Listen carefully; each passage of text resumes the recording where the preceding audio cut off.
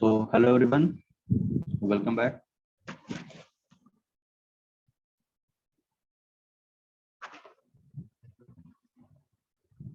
In this lecture, we are going to start the difference between open channel flow and pipe flow.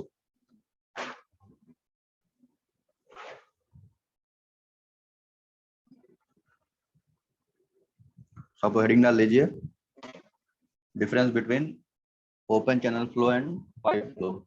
और ये आपका important topic है क्योंकि इसमें difference exam में आपसे पूछता है।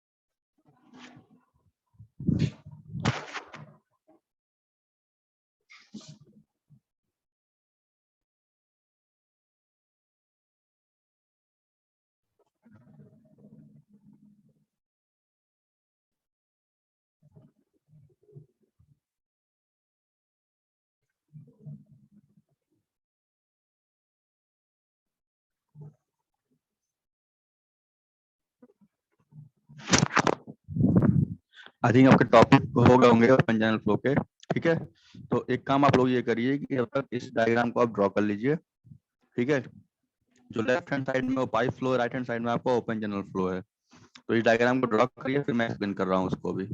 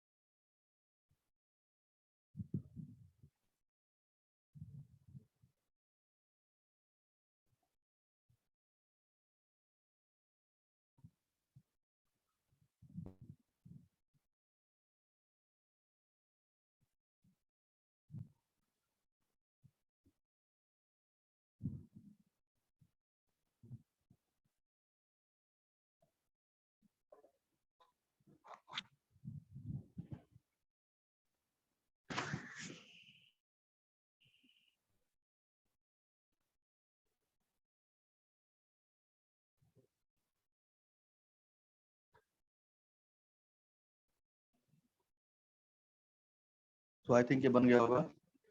ठीक है, तो स्टार्ट करते हैं इसको।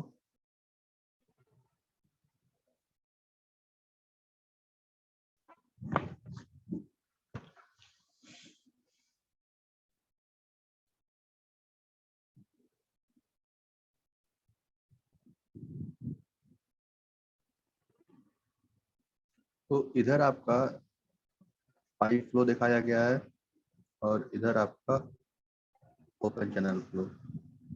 ठीक है, अब देखिए इसमें डिफरेंस क्या है दोनों में, कि जैसे आप देखोगे तो ओपन चैनल फ्लो की जो बात हम कर रहे हैं, तो ओपन चैनल फ्लो में आप देखो यहाँ पे, तो ओपन चैनल फ्लो में सिर्फ और सिर्फ आपको क्या दिख रहा है कि डेटम हाइट जेड ली गई है। ठीक है, और ये जो पूरा वाटर सरफेस है ये आपका वाई हो गया डेप्थ ऑफ फ्लो, और ये हो गया वी स्क्वायर अपॉन 2g यानी वेलोसिटी हेड आपका। ठीक है, तो दोनों में बेसिक डिफरेंस क्या है कि जैसे हम अगर हम पाइप फ्लो की बात करेंगे तो यहाँ पे जो आपका, जैसे यहाँ पर डेटा हम लोग चैनल बेड से देख रहे हैं, यहाँ पे हम सेंटर से नापते हैं, क्योंकि पाइप में हमें पता है कि चीजें सिमेट्रिकल होती हैं। जैसे अगर आप डायग्राम देखोगे तो पाइप फ्लो में जो डिस्ट्रीब्यूशन होते हैं, जैसे वेलोसिटी डिस्ट्रीब्यूशन हो गया या शियर स्ट्रेस डिस्ट्रीब्यूशन हो गया, वो सेंटर से वेरी करता है, तो हम ऑलमोस्ट उसको सिमेट्री मान के इसलिए सेंटर लाइन से डिस्ट्रीब्यूट कर लेते हैं पाइप फ्लो में। लेकिन यही अगर ओपन चैनल फ्लो में बात करेंगे तो हम तो हमेशा चैनल बेड से नीचे, यानी जो डेटम है वो चैनल बेड से कैलकुलेट होता है। ठीक, प्लस जो आपका हाइड्रोलिक ग्रेडियंट लाइन है HGL, अगर ओपन चैनल फ्लो की बात करेंगे यानी pressure head plus datum head. ठीक है, यानी Y प्लस Z की बात करें तो ये हो गया आपका पूरा पूरा Y और ये हो गया आपका Z। तो Y प्लस Z की अगर बात करेंगे तो ये पूरा पूरा आपका वाटर सरफेस पे जाएगा, यहाँ से लेकर के यहाँ तक। ठीक है, Y प्लस Z ये आपका पूरा पूरा कह सकते हो कि वाटर सरफेस क्रिएट करे, मतलब आप जोड़ोगे तो एकदम एग्जैक्टली जो वाटर सरफेस है आप वहीं पहुंच जाओगे। ठीक है, लेकिन अगर ये चीज आप ओपन चैनल में जाओगे, अगर ये चीज आप कहीं पाइप फ्लो में देखते हो, तो पाइप फ्लो आपको देखने को ये मिलेगा कि जैसे ही आप पाइप फ्लो में कुछ ओपनिंग प्रोवाइड करोगे तो कुछ एक लेवल ऊपर तक आपको हाइड्रोलिक ग्रेडियंट वगैरह देखने को मिलेंगे। जैसे कि पाइप में बेसिकली होता क्या है, क्योंकि प्रेशर फ्लो होता है और जो प्रेशर होता है वो ग्रेटर देन एटमॉस्फेरिक प्रेशर होता है, जिसको हम लोग बोलते हैं गेज प्रेशर। तो उस गेज प्रेशर की वजह से जैसे ही हम पाइप की ओपनिंग कहीं प्रोवाइड करते हैं तो वो एटमॉस्फेयर प्रेशर से ज्यादा प्रेशर होता है, इसलिए वाटर लेवल उसमें राइज कर जाता है। तो आप देखो यहाँ पे इस डायग्राम में, तो ये HGL यहाँ दिखाया गया है, दिख रहा है ये चीज पूरा, ये वाली लाइन HGL की है, लेकिन ओपन चैनल में क्या है, वो सिर्फ और सिर्फ वाटर सरफेस पे ही है। ठीक है, और जब टोटल एनर्जी ड्रा करोगे Y plus z plus we square upon 2g, तो वो यहाँ मिलता है, ये होता है एनर्जी लाइन आपका। ठीक है, तो अब एनर्जी में जिसका वेलोसिटी रेट ज्यादा होगा उसका एनर्जी लाइन उतना ऊपर मिलेगा आपको।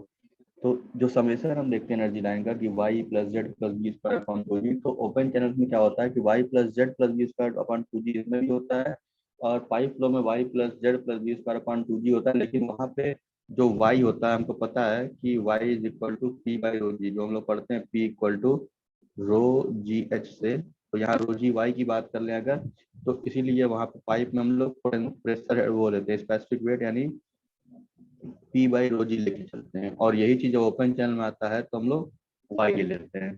ठीक है, इसको मैं ऐसे आपको बताता हूँ।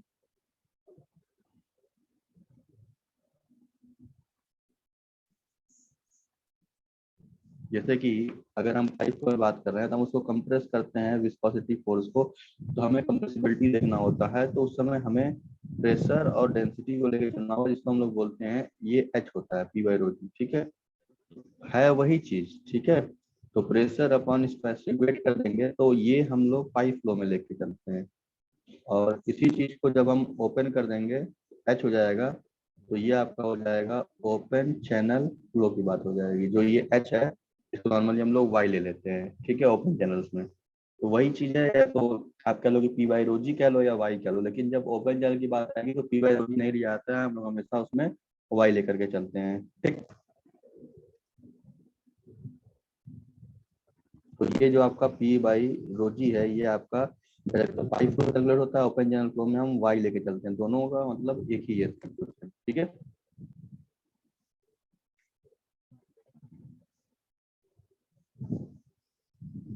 अब इस डायग्राम पर वापस फिर आते हैं कि पहले पॉइंट देख लेते हैं कि क्या क्या पॉइंट को कंपेयर किया जा रहा है, फिर हम इस डायग्राम के ऊपर आते हैं डिस्कस करने के लिए। ठीक है, वापस से एक ओवरव्यू मिल गया कि ओवरव्यू में आप ये कह सकते हो एक क्योंकि अभी इसके बाद ही पॉइंट लिखने के बाद ही ज्यादा क्लियर होगा ये, तो अभी मैं रहने देता हूँ एक पॉइंट का टॉपिक।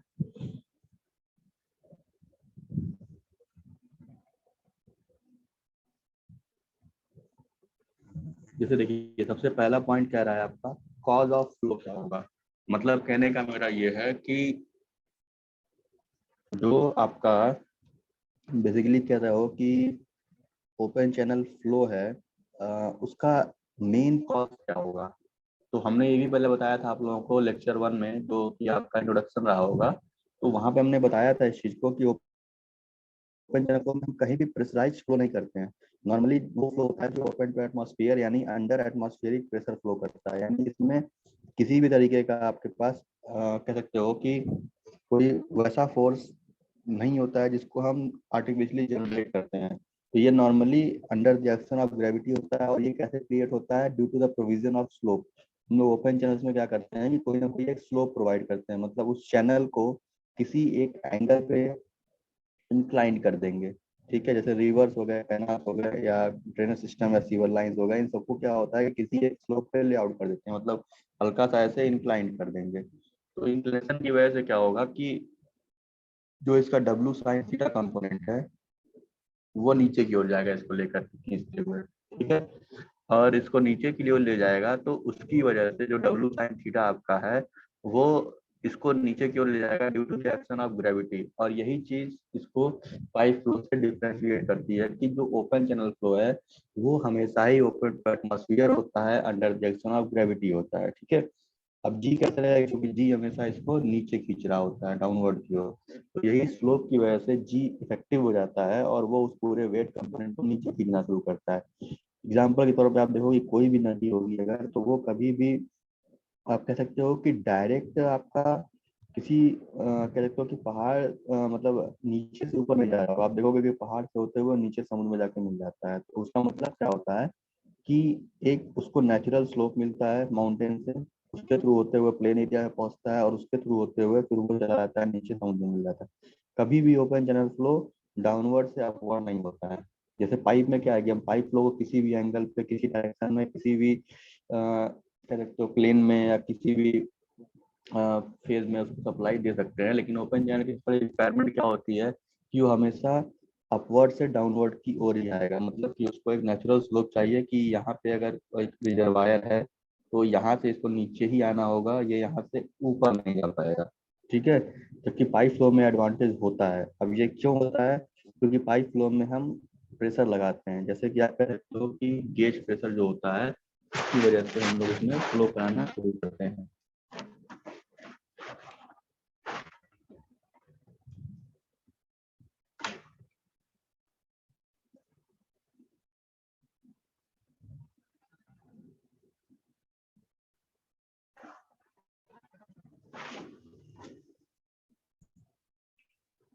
ठीक है, तो अगर जैसे पाइप फ्लो की बात करो तो पाइप में क्या करता है, जैसे कोई पाइप है तो पहले आप पंप ऑन करते हो तो वो पूरे फ्लो को प्रेशराइज करता है, मतलब उसमें एक एक्सेसिव प्रेशर अप्लाई करता है। फिर वो एक्सेसिव प्रेशर क्या करता है, उस पूरे पूरे फ्लूइड को कंप्रेस करके फॉरवर्ड डिस्प्लेसमेंट प्रोवाइड करता है, मतलब वो उसको आगे की ओर डिस्प्लेसमेंट प्रोवाइड करता है, जिसकी वजह से उसमें फ्लो शुरू हो जाता है। ठीक है, अब जो फॉरवर्ड डिस्प्लेसमेंट होगा तो वो ड्यू टू प्रेशर होता है, इसीलिए उसको लोग प्रेशर फ्लो कहते हैं।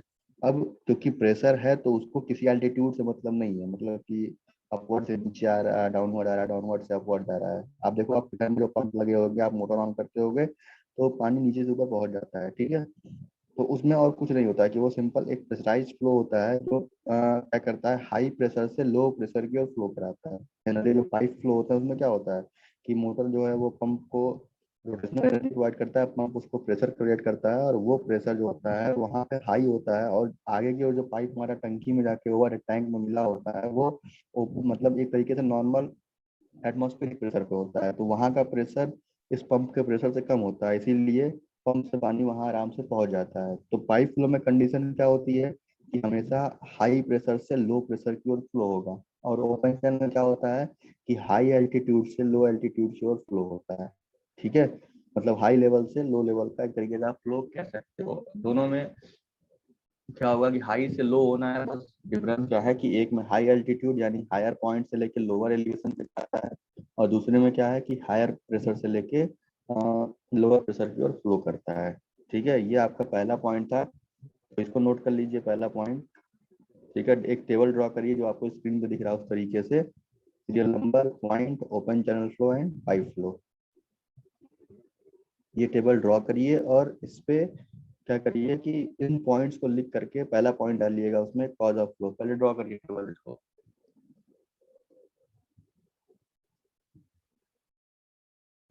सेम ऐसा ही टेबल जो आपको स्क्रीन पे दिख रहा है उसको ड्रॉ करिए पहले वहां पे।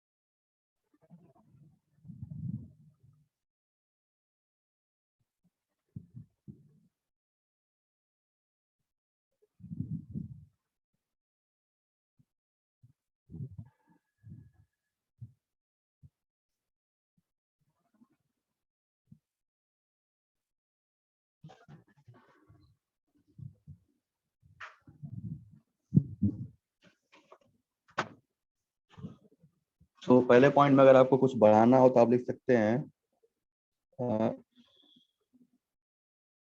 the main reason of the flow is gravitational force, i.e. gravity force,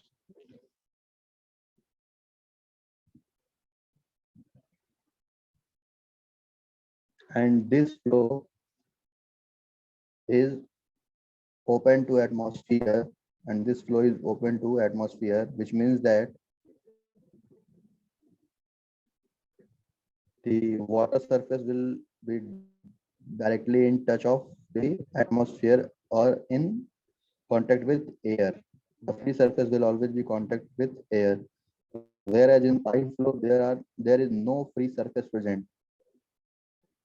मतलब ये हुआ कि ओपन चैनल फ्लो की अगर बात करें, रिवर्स हो गया, कैनाल हो गया, तो इन शो में आप देख सकते हो कि जो आपका वाटर सरफेस है वो डायरेक्टली आपका ओपन चैनल कह सकते हो कि एटमॉस्फेयर से डायरेक्ट कांटेक्ट में होगा, यानी सरफेस के ठीक ऊपर आपका एटमॉस्फेरिक हिंड्रेंस रहेगा, मतलब एयर हो गया, एयर का सरफेस टेंशन वगैरह उस पर एक्ट कर रहा होगा। लेकिन अगर पाइप फ्लो की बात करेंगे तो जैसे आपके घर में कोई पाइपलाइन गई होगी, पानी की पाइपलाइन होगी, तो उस पाइप में किसी भी तरीके का एक तरीके से आप कह सकते हो कि कहीं भी उसमें एटमॉस्फेरिक हिंड्रेंस नहीं होता है पाइप फ्लो में। आप देखो कि पूरी की पूरी पाइप पैक्ड होती है, ठीक है, और जो फ्लो होता है वो फुल फ्लेज फ्लो होता है, मतलब जो पाइप है वो कंप्लीटली फिल्ड होकर के ही फ्लो करेगा, ठीक है।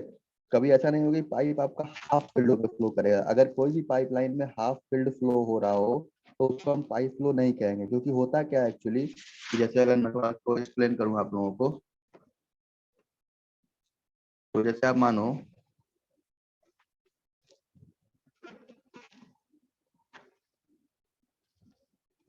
ये कोई पाइप का क्रॉस सेक्शन है, अगर हम इतना वाटर रखते हैं इसमें यहाँ तक का, तो जब इस पे कंप्रेसिबिलिटी अप्लाई होगी तो हम अगर इधर से प्रेस करेंगे तो इधर भागेगा, इधर प्रेस करेंगे तो इधर भागने की कोशिश करेगा। तो अब इसका एक मीन ये है कि हमें थ्रू आउट दी बाउंड्री से कंप्रेस करना पड़ता है, तभी ये फॉरवर्ड डिस्प्लेसमेंट होगा। जैसे फॉर एग्जांपल आप लोग इंजेक्शन वगैरह देखते हो, जो लगते हैं इंजेक्शन आपको, तो उसमें आप देखो तो प्लंजर जो होता है वो सिलेंडर को कंप्रेस करता है। अगर उस प्लंजर और उस लिक्विड के बीच में एयर गैप होगा तो कंप्रेसिबिलिटी तो घट जाती है। जैसे मान लो कि अगर 10 ml की कोई इंजेक्शन है, उसमें 1 ml आपने लिक्विड रखा है, 9 ml खाली है, तो वो 9 ml कंप्रेस करना पड़ेगा आपको ताकि एयर वॉइड उसमें से निकल जाए और फिर वो लिक्विड वहां से बाहर डिस्चार्ज करेगा। कभी आप ट्राई करिए कि अगर जैसे ये एयर है यहाँ पे, तो जब तक ये एयर रहेगा तब तक ये कंप्रेसिबिलिटी इस पे अप्लाई ही नहीं हो पाएगी, ठीक है। तो इसलिए आपको ये पूरा पूरा चैम्बर कंप्लीटली वाटर से फिल करना पड़ता है, और इसके बाद जब इसको हम कंप्रेस करने की कोशिश करते हैं तो वाटर एक तरीके से इनकम्प्रेसिबल माना गया है, ठीक है, जिस सिस्टम में हम डील करते हैं। तो उसके बाद से ये डिस्प्लेसमेंट देता है, फॉरवर्ड डिस्प्लेसमेंट प्रोवाइड करता है कि ये आगे की ओर फ्लो कराने की कोशिश करना शुरू कर देता है। तो इस तरीके से सोचो कि एक कोई पार्टिकल है और उसको आप लगातार फोर्स लगाया जा रहे हो और आगे की ओर खाली है, तो आगे की ओर मूवमेंट करना शुरू करेगा।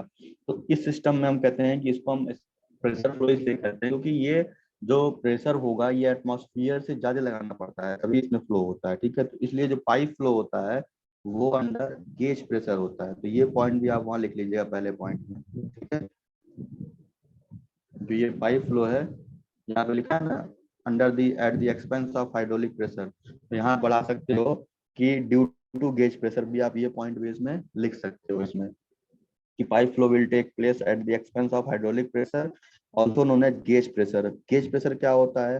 Pressure greater than atmospheric pressure, मतलब एटमॉस्फेरिक प्रेशर से जो भी वैल्यू ज्यादा होगी कुछ भी अमाउंट में, उसको हम लोग गेज प्रेशर कहेंगे। जैसे आपके बाइक के टायर में जो हवा रहता है, ठीक है, या कुछ भी जो भी सिस्टम हम कहीं, जैसे आपका कह सकते हो कि जो गैस सिलेंडर आपके घर में होगा या कहीं भी ऐसा सिस्टम जो कि प्रेशराइज सिस्टम है, तो उसके अंदर जो भी प्रेशराइज होगा अगर वो किसी कंडुइट में क्लोज्ड है एटमॉस्फेयर के अंदर, तो वो एक तरीके से प्रेशर है, ठीक है। क्योंकि अगर जैसे ही वो एटमॉस्फेयर में जाएगा वो ओपन टू एटमॉस्फेयर हो जाएगा, जो कि एटमॉस्फेरिक प्रेशर सबके ऊपर बराबर लगता है। तो अगर कोई भी लिक्विड, कोई भी गैस किसी भी कंडुइट में क्लोज्ड है अंडर प्रेशर, तो डेफिनेटली वो गेज प्रेशर के अंडर ही क्लोज्ड है, ठीक है। तो पाइप फ्लो में जो प्रेशर लगता है वो आपका होता है गेज प्रेशर, ठीक है।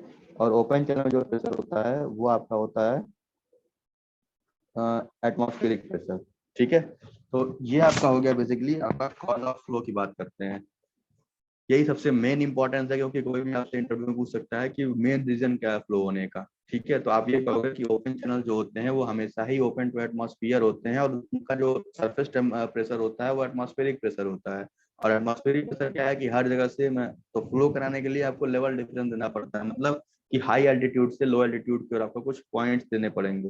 जैसे कि यहाँ से आपको ऐसे स्लोप दे दोगे नीचे की ओर, तो अब यहाँ से क्या होगा कि जैसे ही आप कोई फ्लो यहाँ प्रोवाइड कराना शुरू करोगे तो ये फ्लो नीचे की ओर जाना शुरू करेगा इस तरीके से, ठीक है। अब ये जो फ्लो होगा वो purely under the action of gravity होगा। अगर इसका स्लोप कम कर देंगे तो कुछ वेरिएशन आएंगे, स्लोप उल्टा कर देंगे तो फ्लो ही नहीं होगा। तो ये सारे प्रॉब्लम इसमें आएंगे, वो हम आगे डिस्कस करेंगे इन चीजों को। ठीक है, लेकिन अभी इतना समझिए कि एक में ग्रेविटेशनल फोर्स या ग्रेविटी लगती है, एक में प्रेशर फोर्स लगता है। ठीक है, और मैंने बाकी लिखवा ही दिया आपको कि हाई एल्टीट्यूड से लो एल्टीट्यूड होता है, उसमें क्या होता है कि हाई प्रेशर से लो प्रेशर फ्लो होता है। कॉज ऑफ फ्लो में लिखोगे तो हाई प्रेशर से लो प्रेशर फ्लो होगा पाइप फ्लो में, और हाई एल्टीट्यूड से लो एल्टीट्यूड फ्लो होगा आपका, कह सकते हो कि ये ओपन चैनल फ्लो में। ठीक है,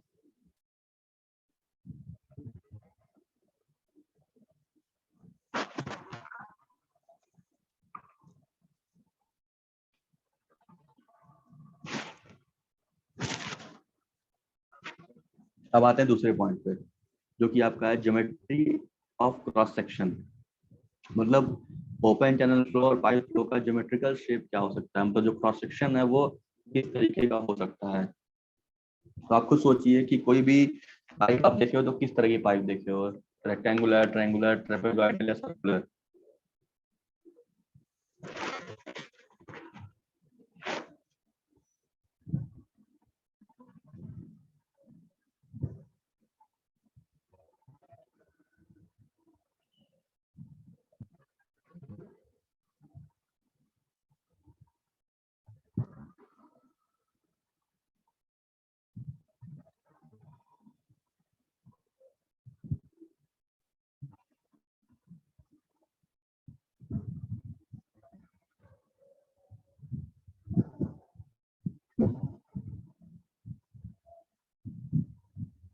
जैसे अगर किसी पाइप को आप कट करोगे किसी भी पॉइंट से, तो आपको जो उसका क्रॉस सेक्शन दिखाई देगा वो हमेशा सर्कुलर दिखाई देगा। तो जो पाइप होता है वो generally round in cross section, जो लिखा है ये वाला point, pipe are generally round in cross section. हम ओपन चैनल की बात करते हैं, तो ओपन चैनल में आपको ये देखने को कई सारे शेप के हो सकते हैं, जैसे कि जो आपके बगल में नाली होगी मोहल्ले में, जो भी ड्रेनेज सिस्टम होगा वो रेक्टेंगुलर होगा। ठीक है, ट्रायंगुलर हो सकता है, ट्रापेजॉइडल हो सकता है, ठीक है, सर्कुलर हो सकता है। ठीक है, अब इस वाले पॉइंट पे आते हैं कि ओपन चैनल फ्लो के क्रॉस सेक्शंस किस तरीके से हो सकते हैं।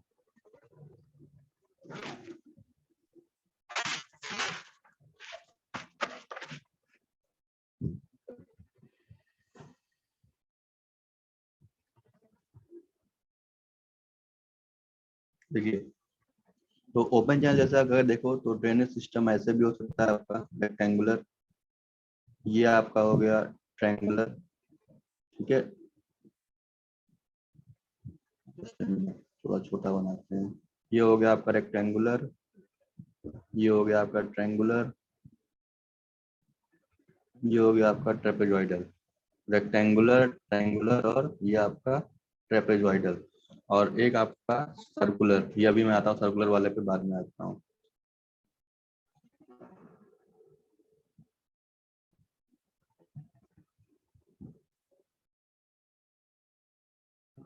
ये तीन ड्रॉ कर लीजिए, रेक्टेंगुलर पहला वाला, दूसरा ट्रायंगुलर और तीसरा ट्रेपेजॉइडल।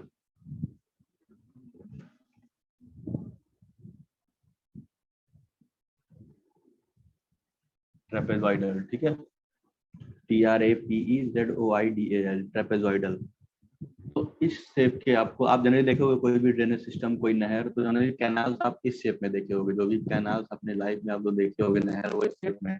कोई भी ड्रेन यानी नाली आप देखे होगे तो वो रेक्टेंगल देखे होगे। ठीक है, ये कुछ कॉमन शेप्स हैं, मतलब इस तरीके से ओपन चैनल आपका होता है। अब सर्कुलर ओपन चैनल कोई देखा हो या किसी को आइडिया हो तो बताओ कि सर्कुलर चैनल कैसा दिखता होगा।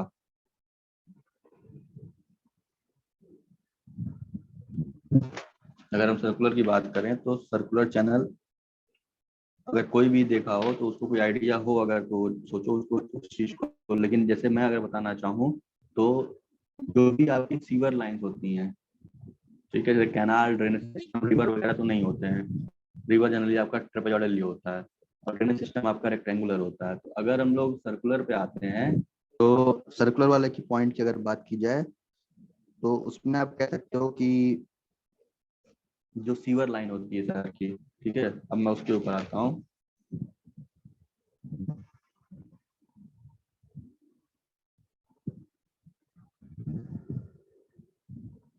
इस तरीके से आपकी एक सीवर लाइन रहती है, ठीक है, और इससे आपका फ्लो होता है, ठीक है। तो सीवर लाइन जो होता है वो सर्कुलर क्रॉस सेक्शन का होता है, ठीक है। तो अगर मैं एक सर्कुलर ड्रा करता हूँ, अब इसमें होता क्या है इसी को देखते हैं इसी डायग्राम में।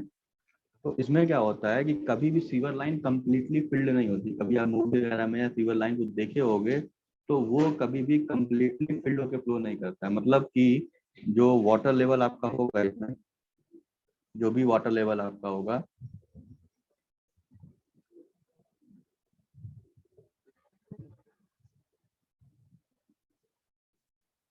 वो इस तरीके से होगा कि इसमें कुछ आपका कह सकते हो कि वाइड्स रहेंगे आपके, ये कह सकते हो इतना आपके पास एयर के लिए स्पेस रहता होगा आपके पास।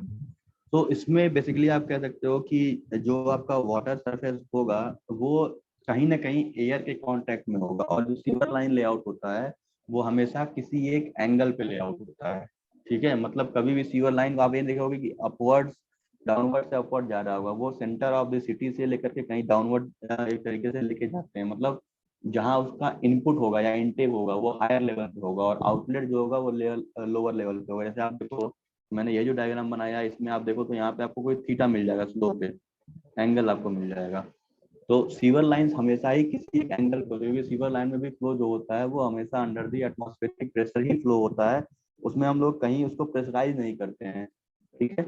तो इसलिए वो भी ओपन चैनल की कैटेगरी में आता है। और उसका सेक्शन क्या होता है, क्रॉस सेक्शनल जो शेप होता है वो आपका सर्कुलर होता है, इसलिए सर्कुलर सेक्शंस के भी ओपन चैनल्स होते हैं। अब यही सेक्शन आपका सेमी सर्किल हो सकता है, इलेप्टिकल भी हो सकता है, ठीक है, एग शेप्ड के हो सकते हैं। मतलब ये जो क्रॉस सेक्शन दिख रहा है ये हो सकता है कि इस तरीके से ऐसे ही हो सकता है, ठीक है, या आप कह सकते हो इस तरीके से भी हो सकता है या इस तरीके से भी हो सकता है। तो डिपेंड करेगा कि कैसा आप बना ले जा रहे हो उसको, ठीक है। तो इतने टाइप के आपके क्रॉस सेक्शन ओपन चैनल पे हो सकते हैं, ठीक है।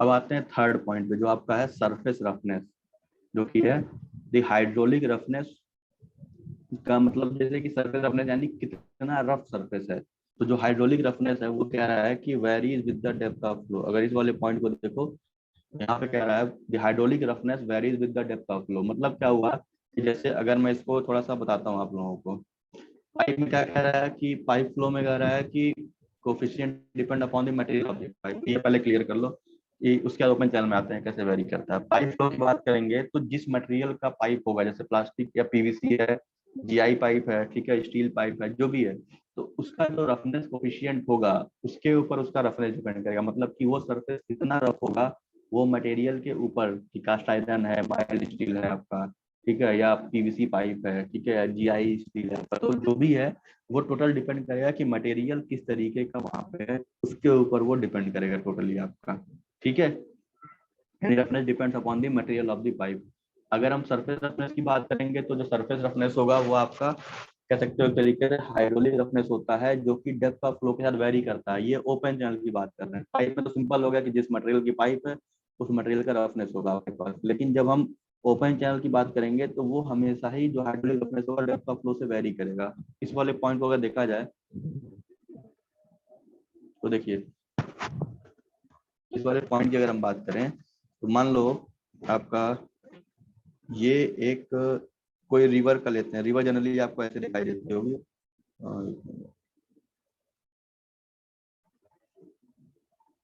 ठीक है, ये हो गया आपका।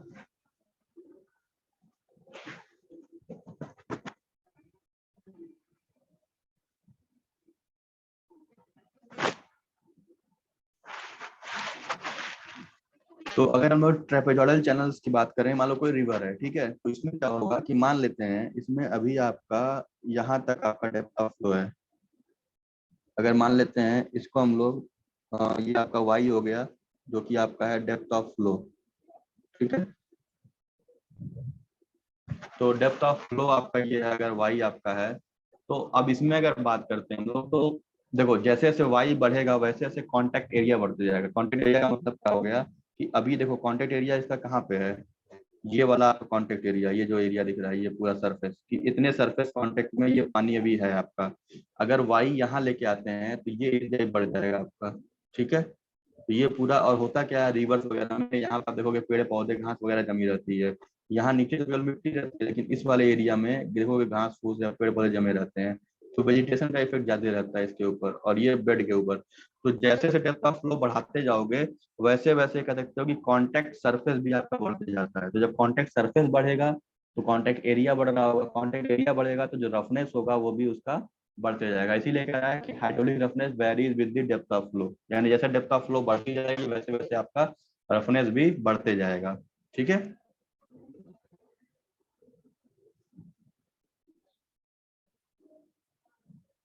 ये हो गया आपका तीसरा पॉइंट।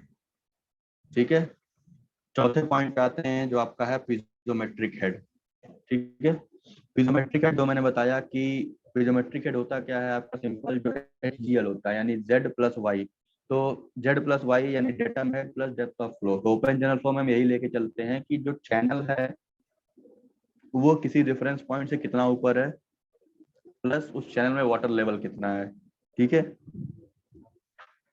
जैसे आप कह सकते हो कि मान लीजिए आपका कोई ओपन चैनल है इस तरीके से, अब उसमें आप कह सकते हो कि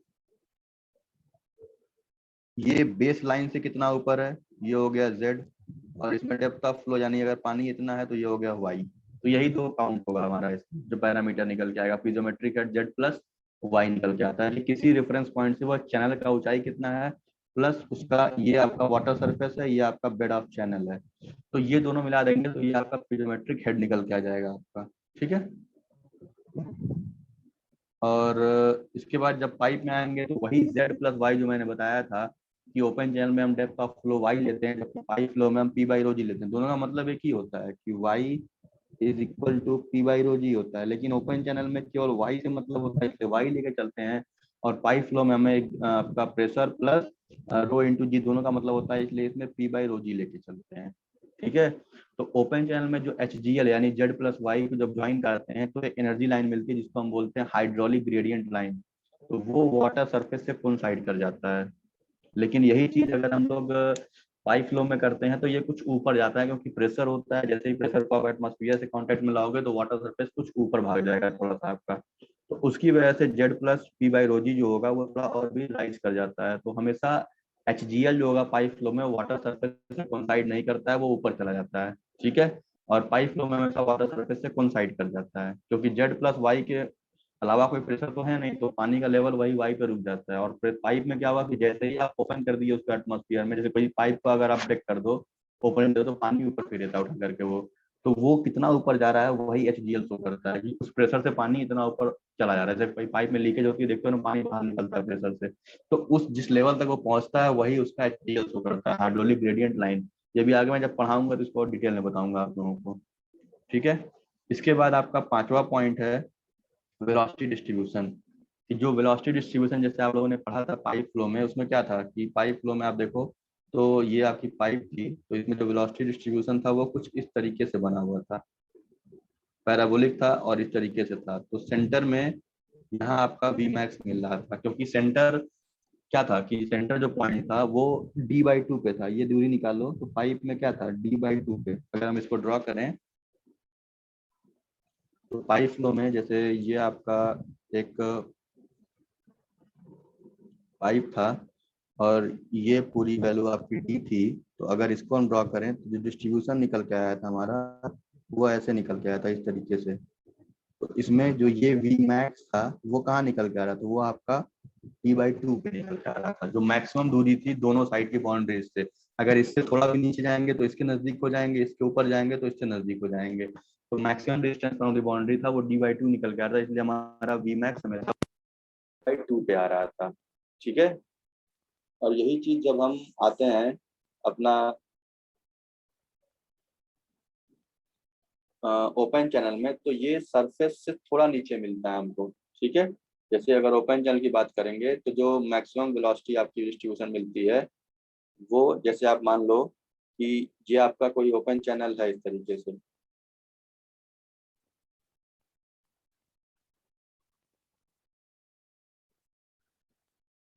ये आपका हो गया वाटर सरफेस। तो यहाँ पे आपका एयर कांटेक्ट में रहता है, ठीक है। तो एयर की वजह से यहाँ पे ड्रैग फोर्स क्रिएट होता है, एक तरीके से ड्रैग कह लो या एयर फ्रिक्शन कह लो, ठीक है, या आप सरफेस टेंशन सिग्मा कह लो। तो सरफेस के ऊपर क्या होगा, ये सारी चीजें लगना शुरू हो जाती हैं। तो अब इससे क्या होता है आपका कि जैसे ही सरफेस के ऊपर सारी चीजें लगना शुरू होती हैं, तो ये जो पॉइंट आपकी बात कर रहे हो इस चीज को, तो यहाँ पे क्या कह सकते हो आप कि ये सिंपल आप कहना चाहो तो कह सकते हो कि जो ये वाई है, ये अब एयर के कांटेक्ट में है, तो अगर एयर का फ्लो अप स्ट्रीम में है, मतलब अगर ये नीचे जा रहा है तो एयर अप स्ट्रीम जा रहा होगा, तो जैसे सोचो कि इधर से पानी जा रहा है, इधर से एयर लग रहा है, तो कुछ इसको लॉस मिलेगा, तो इसका वेलोसिटी कुछ घट जाएगा, ठीक है। और यही अगर फ्लो ऐसे हो रहा है, वेलोसिटी ऐसे हो रहा है, तो इसकी वेलोसिटी कुछ बढ़ जाएगी, ठीक है। तो एयर इंटरफेरेंस या एटमॉस्फेरिक हिंड्रेंस की वजह से हम लोग सरफेस पे नहीं लेते हैं, जबकि अगर हम लोग थ्योरेटिकली चलें तो क्या होगा कि जैसे मान लो ये आपका चैनल है इस तरीके से, और ये आपका वाटर सरफेस है,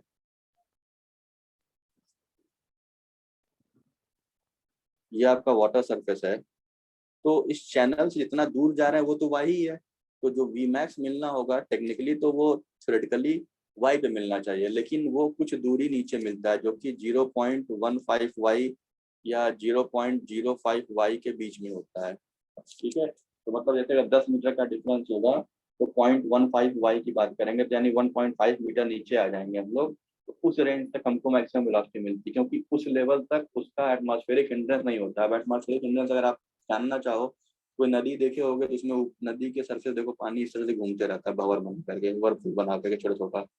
तो ये उसकी वेलोसिटी को कहीं ना कहीं इफेक्ट करता है। तो अगर ये वेलोसिटी को इफेक्ट कर रहा होगा कहीं ना कहीं आपका, तो इसकी वजह से उसके वेलोसिटी प्रोफाइल्स में भी डिफरेंस क्रिएट हो जाएगा और वेलोसिटी प्रोफाइल्स में वेरिएशन शो करना शुरू करेगा। तो इसीलिए इन सारे हिंड्रेंस को दूर करने के लिए हम थोड़ा सा सरफेस के नीचे आ जाते हैं।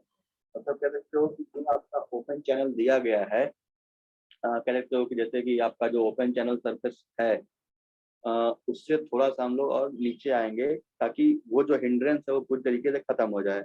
और जब इसको कैलकुलेट किया गया तो ये पाया गया था कि ये दूरी जो होती है ये 0.05 वाई से 0.15 वाई तक कैलकुलेट की गई है कि इतना नीचे आने तक हमको यहाँ पे वी मैक्स मिलता है, ठीक है। इस वाली दूरी पे वी मैक्स मिलता है आपको, ठीक है।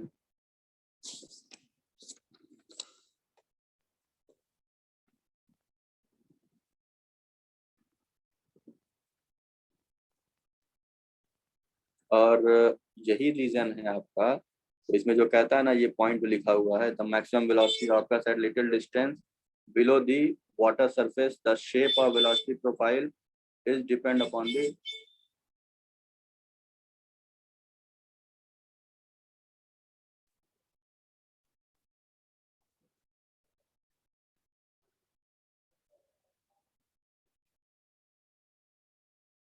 the velocity occurs at a little distance below the water surface, the shape of velocity profile depend upon its channel roughness। तो यानी ये वही चीज बता रहा है कि आपका जो वाटर सरफेस है उससे थोड़ा नीचे आएगा, क्योंकि टेक्निकली अगर देखो तो एकदम फ्री सरफेस जो होगा वो मैक्सिमम दूरी होगी बाउंड्री से, लेकिन एटमॉस्फेरिक हिंड्रेंस की वजह से जो वेलोसिटी फाइंड आउट की जाएगी वो मैक्सिमम वहाँ नहीं मिलती है। तो यहाँ लिख सकते हो कि 0.05 वाई से 0.15 वाई तक आपको जो होगा वो बी मैक्स मिलेगा, ठीक है। तो इस डिस्टेंस तक आपको वेलोसिटी मैक्सिमम आपकी मिल सकती है। और पाइप में क्या होगा कि सिमेट्रिकल होता है, तो जिस पॉइंट पे मैक्सिमम डिफरेंस मिल रहा हो यानी d/2 पे, वहां हमको वेलोसिटी मैक्सिमम मिलती है। तो ओपन चैनल्स में ड्यू टू सेकेंडरी करंट कह लो, एटमॉस्फेरिक हिंड्रेंस कह लो, या एयर इंटरफेरेंस कह लो, सरफेस टेंशन कह लो, या आप कुछ भी नाम दे दो उसको, जिसकी वजह से उस वेलोसिटी में थोड़ा बहुत डिफरेंस आएगा। क्योंकि अगर एयर के अगेंस्ट में फ्लो होगा तो वेलोसिटी घट जाएगी, और एयर के साथ होगा तो वेलोसिटी आपकी बढ़ जा रही होगी। तो इसकी वजह से दोनों में कहीं ना कहीं ये डिफरेंस क्रिएट हो जाएगा आपका।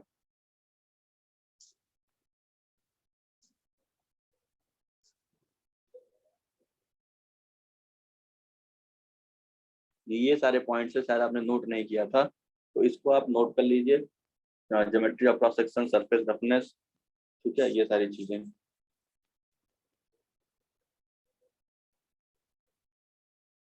Geometry of cross section, circle roughness की ज्योमेट्री और कह सकते हो कि वेलोसिटी डिस्ट्रीब्यूशन।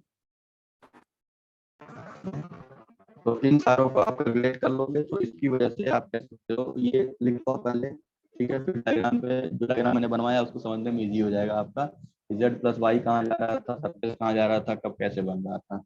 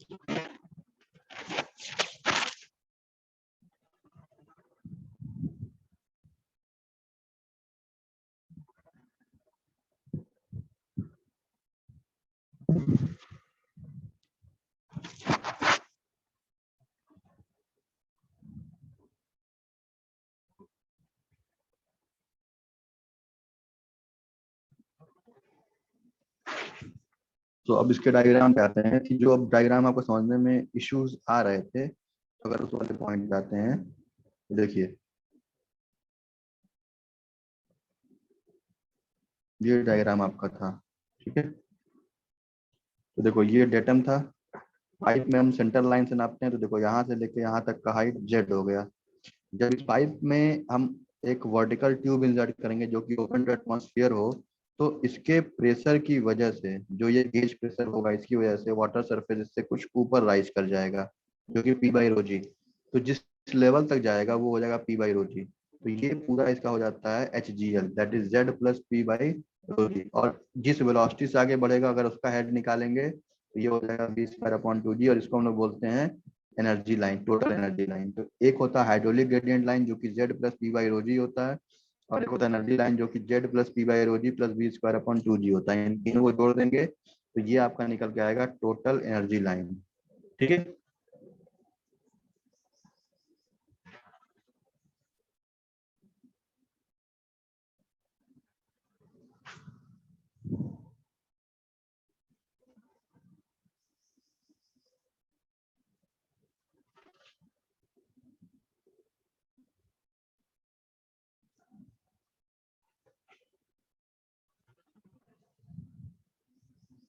अब यही अगर ओपन चैनल की हम बात करें, उसमें देखते हैं इस चीज को।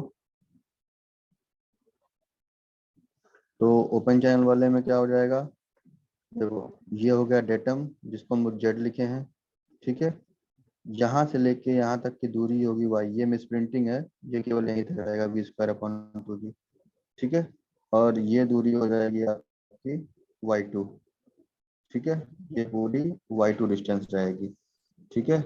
मैं फिर से आता हूँ, ये हो गया जेड डेटम, यहाँ से लेके ये हो गया वाई वन, ये हो गया आपका वाई टू, और ये आपका यहाँ तक रहेगा वी स्क्वायर अपॉन टू जी, ये मिस प्रिंटिंग है यहाँ पे, ठीक है। तो ये आपका वाई वन वाई टू रहता है। तो ओपन चैनल में अब देखो, तो जो हम जीएल निकालेंगे जेड प्लस वाई, वो क्या होगा एग्जैक्टली यही कोइंसाइड कर जाता है इसी लाइन पे। तो इसी वाटर सरफेस को हम एच जी एल भी कह लेते हैं। जबकि पाइप में क्या है कि वाटर सरफेस तो यहाँ पे है पाइप के अंदर, लेकिन एच जी एल यहाँ बन रहा है ड्यू टू प्रेशर, जो पी बाई रो जी है उसकी वजह से एच जी एल वहाँ पहुंच जाएगा। और एनर्जी लाइन में क्या है कि इन दोनों के बाद जो वी स्क्वायर अपन टू जी बचता है, जब उसको हम एड ऑन कर देंगे तो वो आपका हो जाएगा टोटल एनर्जी लाइन,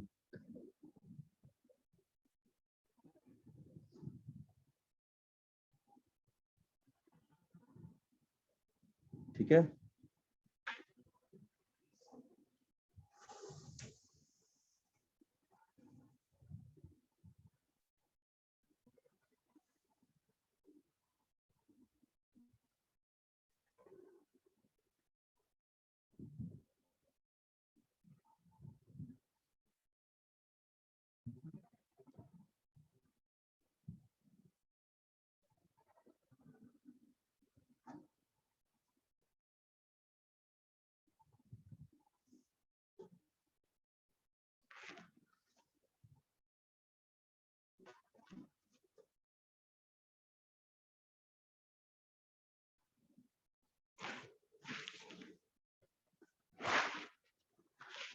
तो ये डायग्राम मैंने शुरू में बना दिया था आप लोगों को, आई थिंक ये आपको समझ में भी आ गया होगा, ठीक है।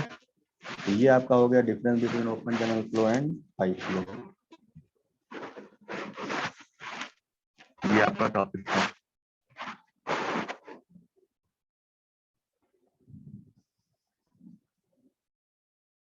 तो थैंक यू वेरी मच, मिलते हैं नेक्स्ट लेक्चर में, इसका आगे टॉपिक कंटिन्यू किया जाएगा। तो once again thank you very much.